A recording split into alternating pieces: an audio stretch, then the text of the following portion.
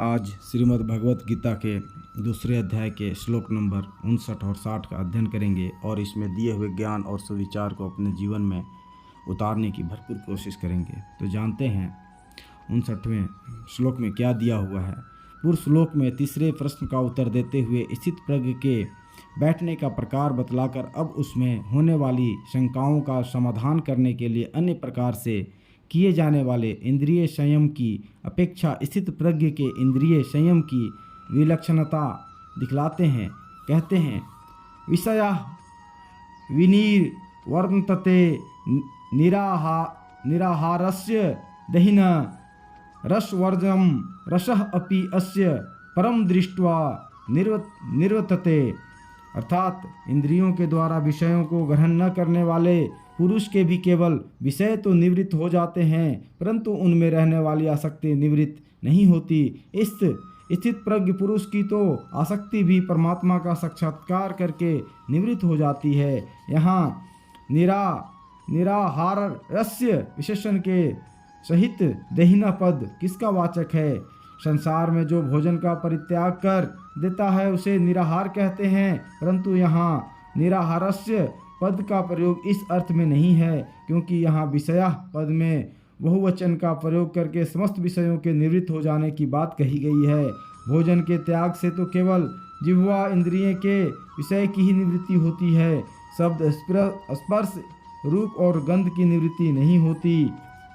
अतः यह समझना चाहिए कि जिस इंद्रिय का जो विषय है वही उसका आहार है। इस दृष्टि से जो सभी इंद्रियों के द्वारा समस्त इंद्रियों के विषयों का ग्रहण करना छोड़ देता है, ऐसे देहाभिमानी मनुष्य का वाचक यहाँ निराहारस्य विशेषण के सहित दहिना पद है। आगे जानते हैं, ऐसे मनुष्य के भी केवल विषय तो निवृत्त हो जाते हैं, परंतु उनमें रहने वाली आसक्ति निवृत्त नहीं होती। इस कथन का क्या भाव है? इससे यह भाव दिखलाया गया है कि विषयों का परित्याग कर देने वाला ज्ञानी भी ऊपर से तो कछुए की भांति अपनी इंद्रियों को विषयों से हटा सकता है, किंतु उसकी उन विषयों में आसक्ति बनी रहती है, आसक्ति का नाश नहीं होता। इस कारण उसकी इंद्रियों की वृत्तियां विषयों की ओर दौड़ती रहती हैं और उसके अंतःकरण को स्थिर नहीं होने देती।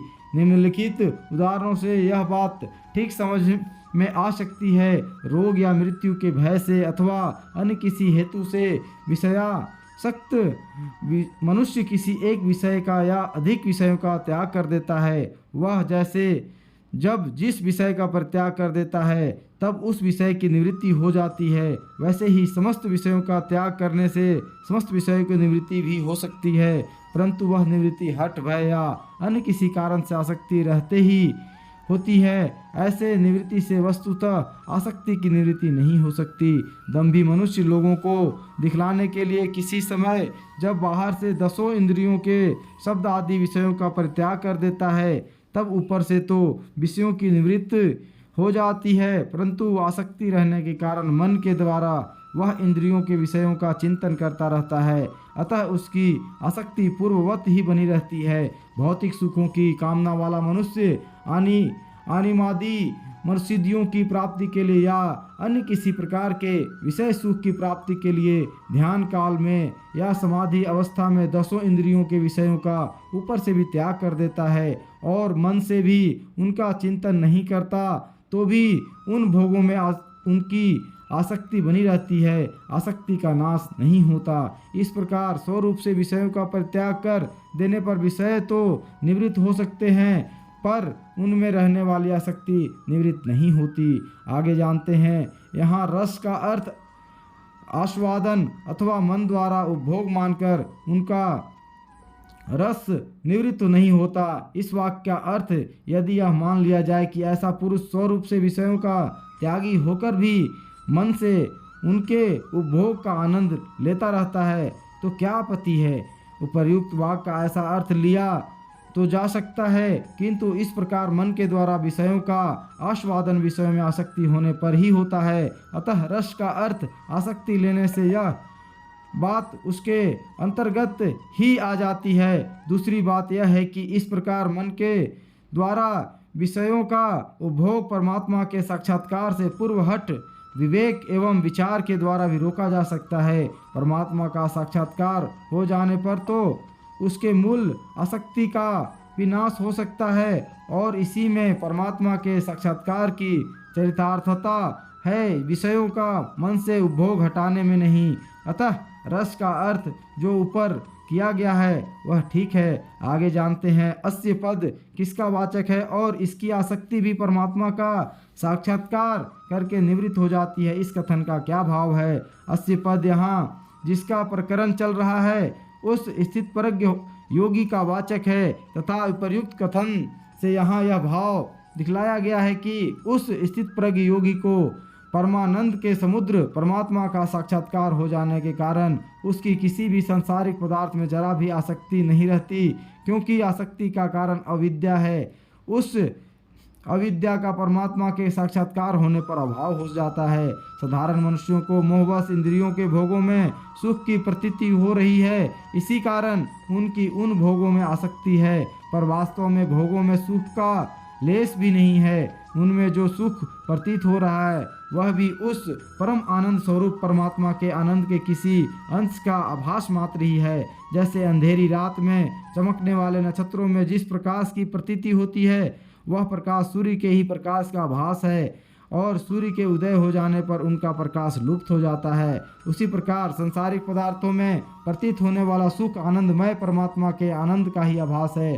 अतः जिस मनुष्य को उस परम आनंद का स्वरूप परमात्मा की प्राप्ति हो जाती है उसको इन भोगों में सुख की प्रतीति नहीं होती और न उनमें उसकी किंचित मात्र भी आसक्ति ही रहती है, क्योंकि परमात्मा एक ऐसी अद्भुत अलौकिक दिव्य आकर्षक वस्तु है जिसके प्राप्त होने पर इतनी तल्लीनता, मुग्धता और तन्मयता होती है कि अपना सारा आपा ही मिट जाता है, फिर किसी दूसरी वस्तु का चिंतन कौन करे।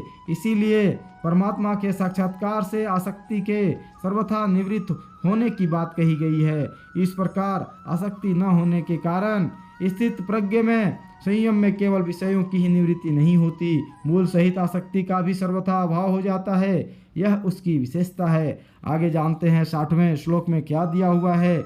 आसक्ति का नाश और इंद्रिय संयम नहीं होने से क्या हानि है। इस पर कहते हैं भगवान, यतता ही अपि कौन्तेय पुरस्य विपसेचित इंद्रियाणि परमार्थीने हरन्ति पर प्रसभम मनः। अर्थात हे अर्जुन, आसक्ति का नाश न होने के कारण ये प्रमथनस्व भाव वाली इंद्रियां यत्न करते हुए बुद्धिमान पुरुष के मन को भी बलात् हर लेती हैं।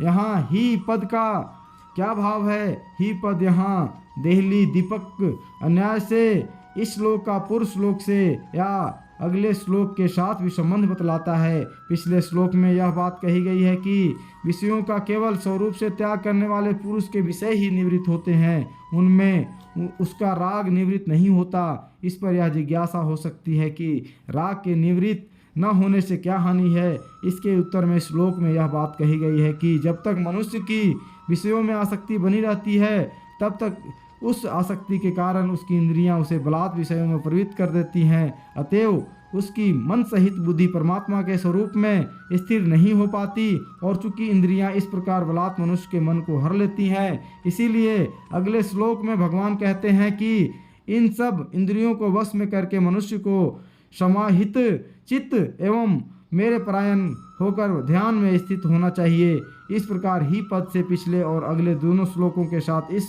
श्लोक का संबंध बतलाया गया है। आगे जानते हैं इंद्रियानी पद के साथ परमार्थिनी विशेषण का प्रयोग का क्या भाव है। परमार्थिनी विशेषण का प्रयोग करके यह दिखलाया गया है कि जब तक मनुष्य की इंद्रियां वश में नहीं हो जाती और जब तक उसकी इंद्रियों के विषयों में आसक्ति रहती है तब तक इंद्रियां मनुष्य के मन को बार बार विषय सुख का प्रलोभन देकर उसे स्थिर नहीं होने देती, उसका मंथन ही करते रहती है। आगे जानते हैं यहाँ यततः और विपसिचतः इन दोनों विशेषणों के सहित पुरुष पद का किस मनुष्य का वाचक है और अपि पद के प्रयोग का क्या भाव है। जो पुरुष शास्त्रों के श्रवण मनन से और विवेक विचार से विषयों के दोषों को जान लेता है और उनसे इंद्रियों को हटाने का यत्न भी करता रहता है, किंतु जिसकी विषया शक्ति का नाश नहीं हो सका है, इसी कारण जिसकी इंद्रियां वश में नहीं है, ऐसे बुद्धिमान यत्नशील साधक का वाचक यहाँ यततः और विपसिचितः इन दोनों विशेषणों के सहित पुरुषस्य पद है, इनके सहित अपि पद का प्रयोग करके यहाँ यह भाव दिखलाया है कि जब ये प्रमथनशील इंद्रियां विषयासक्ति के कारण ऐसे बुद्धिमान विवेक की यत्नशील मनुष्य के मन को भी बलात् विषयों में प्रवृत्त कर देती है, तब साधारण लोगों की तो बात ही क्या है। अतएव स्थित प्रज्ञ अवस्था प्राप्त करने की इच्छा वाले मनुष्य को आसक्ति का सर्वथा त्याग करके इंद्रियों को अपने वश में करने का विशेष प्रयत्न करना चाहिए। बस आज के लिए इतना ही, अगले श्लोक में फिर मिलेंगे और ये सब जो भी गीता में दिए हुए ज्ञान है अपने जीवन में उतारने की हम लोग भरपूर कोशिश करेंगे। धन्यवाद।